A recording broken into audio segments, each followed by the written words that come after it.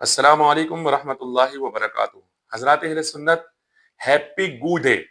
اب آپ سوچ رہے ہوں گے میں نے کیا کہہ دیا، تو پہلے آپ اس منحوس شکل والے دیوبندی خبیث کو سماعت کریں، یہ کیسا منہ بھر کر کے سنیوں کو مشرک کہہ رہا ہے، حرام خور۔ اس کے بعد انشاءاللہ میں تفسیرہ کرتا ہوں۔ ہیپی حلوہ ڈے بریلوی مشرکوں کے لیے ایک بہت بڑھیا والا ڈے لے کر کے آیا ہوں۔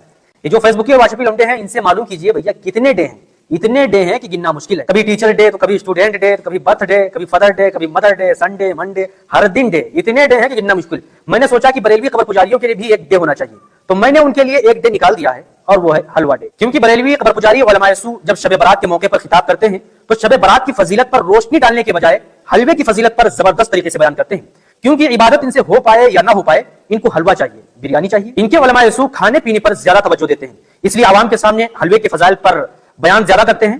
سنا آپ حضرات نے کیا کہہ رہا ہے؟ کہہ رہا تھا اس نے سوچا کہ بریلویوں کے لیے کوئی ڈے بنا دے، تو اس نے بریلویوں کے لیے کیا بنایا؟ حلوہ ڈے، ہیپی حلوہ ڈے۔ برادران ملت اسلامیہ، اس حرام خور سے اتنا کہوں گا کہ اس نے مشرک کہا ہے، اس نے بریلوی مشرک کہا ہے، اور مشرک کہنے کی وجہ سے یہ خود کافر ہو گیا، کیونکہ اس کا جو تھانوی تھا نا، جو علماء کرائم حکیم الامت جس کو یہ لوگ کہتے ہیں، جس نے حضور سرور کائنات کی شان میں گستاخی کی تھی، اس مردود زمانہ نے بریلویوں کو مسلمان کہا ہے۔ تو مسلمان کہہ کر کے وہ مسلمان کہا، اور اس نے ان کو کافر کہا، مشرک کہا۔ اس اعتبار سے تھانوی بھی کافر ہوا، یہ بھی کافر ہوا۔ تو حضرات اہل سنت، دنیا کے اندر کوئی دیوبندی پیدا ہی نہیں ہوا ہے جو بریلویوں کو مشرک ثابت کر سکے۔ اب حضرات اہل سنت آتے ہیں دوسری طرف۔ اس نے حلوے کے فضائل پر کہا کہ حلوے کے فضائل پر بریلوی اتنا بیان کرتے ہیں کہ نماز روزے کے فضائل پہ بیان نہیں کرتے۔ اس کے باپ نے سنا تھا بریلویوں کو، حرام خور جھوٹ بولتا ہے، اور اگر جھوٹ نہیں بولتا ہے تو ثبوت پیش کر کہ بریلوی حلوے کے فضائل پر کون سے دلائل دیتے ہیں؟ حلوے کے جائز ہونے پر دلیل دیتے ہیں، جیسے کہ تم حرام زادوں کو، حرام خوروں کو حلوہ خبیث لگتا ہے، خراب لگتا ہے، کیونکہ تم خبیث روحیں ہو، بدصورت لوگ ہو۔ سنو اب تمہارے لیے میں پیش کرتا ہوں کیا۔ اور حضرات اہل سنت، ہوا میں باتیں کرنے کی عادت نہیں ہے مجھے۔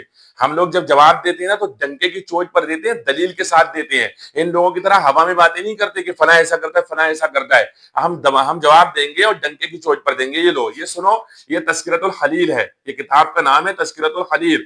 اس کے لکھنے یہ مولوی عاشق الہی میرٹھی نے اس کو لکھا ہے، دارالکتاب دیوبند سے چھپی ہوئی کتاب ہے، اور خلیل احمد امبیڈوی کی زندگی پر یہ کتاب لکھی گئی ہے۔ اس کتاب کے صفحہ نمبر 117 کے اوپر ایک واقعہ لکھا ہوا ہے، جہاں واقعہ یہ لکھا ہوا ہے کہ ایک بھی امی تھی، ایک ان کی دادی ماں تھی، جو مرتے وقت جو ہے تو صاحب فراش ہو گئی تھی، یعنی بستر پر پڑی رہتی تھی، اور بستر پر پڑے پڑے ہوتا یہ تھا کہ کروٹ بدلنے میں مشکل ہو گیا تھا، اور 3 سال تک لگاتار ہگتی رہی ہے، اتنا ہگا کہ پوتلے نکالے گئے، پوتلے رکھے گئے، اور ہگتی رہی، اور 3 سال تک لگاتار اس نے ہگی۔ اس کے بعد میں جب مری تو لوگ یہ سمجھ رہے تھے کہ بدبو آئے گی، لیکن جیسے وہ پوتلے اٹھائے گا اور ایک دوسرے کو سنگھایا گیا تو کہتے ہیں آہا کیا خوشبو ہے، آہا کیا خوشبو ہے، لہٰذا اسی کو تبرک بنا کر رکھ لیا گیا ہے۔ برادران ملت اسلامیہ، دیکھیں آپ غور سے دیکھیے گا، اس کو پڑھنے میں آسانی ہوگی، ویسے میں لگا دوں گا اس کے اسکرین شاٹ بھی، اس کو دیکھیے گا۔ تو میں نے اس لیے دیوبندی مشرکوں کے لیے، دیوبندی خبیثوں کے لیے، دیوبندی کفار کے لیے میں نے حلوہ دے، تو ظاہر بات ہے مسلمان حلوہ کھائے گا، مسلمان مرغا کھائے گا، مسلمان جو ہے تو اچھی چیزیں کھائے گا، تو ان کے لیے بے شک حلوہ دے ہونا چاہیے۔ لیکن چونکہ کافر ہے نا دیوبندی، تو دیوبندیوں کے لیے ہم نے گو ڈے بنایا ہے۔ لیکن یہ ایک ایسی قوم ہے جو گو کھاتی ہے، لا حول ولا قوت الا باللہ العلی العظیم۔